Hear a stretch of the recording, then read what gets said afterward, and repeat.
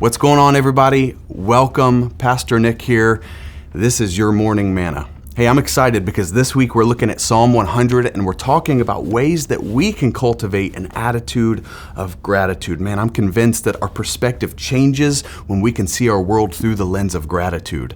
And what's cool about this chapter is that it gives us 6 ways. They're commands or imperatives, just practical ways that we can give thanks to the Lord. And so today we're going to start with the very first one. Let's read together. Psalm 100, verse 1 says this: "Make a joyful noise to the Lord, all the earth."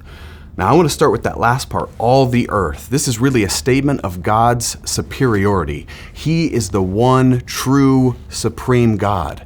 He's over everything. He's the King of Kings. He's the Lord of Lords. And he's not just the God of Israel. He's the God of all the earth, whether people realize it or not. And so what's our response in all of this? Well, it says, make a joyful noise to the Lord. So we're going to talk about today, what does it look like for us to make a joyful noise to the Lord? And I want to start by saying I think this is more than just music and singing. I think it contains music and singing, and there's nothing wrong with that. But think about what you do when you've seen a great movie or played an awesome game, or when someone's coming to your house and you're going to host them, and you tell people, you get the best food ready, you clean your house, you wear your nice clothes, and you make a big deal about it.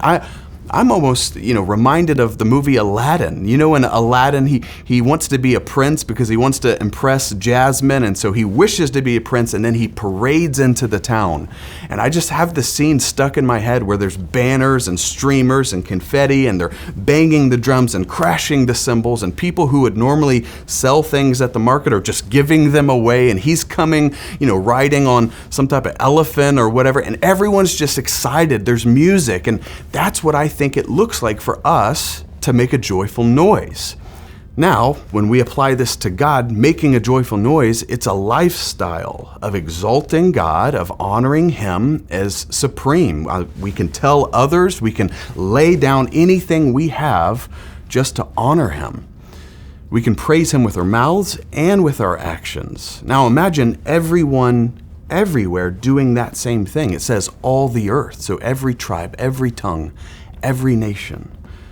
You may be thinking, that's great, but what does this have to do with gratitude? Well, here's the deal. When we humble ourselves and exalt God in His rightful position in our lives, it kills any entitlement that's trying to hang on to our souls.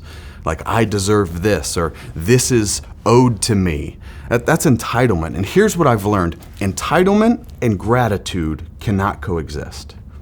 Gratitude kills pride and it cuts the legs out from underneath entitlement. Gratitude, it postures our heart for worship. When we make a joyful noise, we position ourselves to be thankful for who God is and what He's done for us. So listen, I want you to make this personal. Start today by thanking God for at least one thing. I'm so serious. Don't just go through the motions. Comment down below. What are you grateful for? Let's stir up some gratitude in our hearts and make a joyful noise for the Lord. I love you guys. I'll see you tomorrow.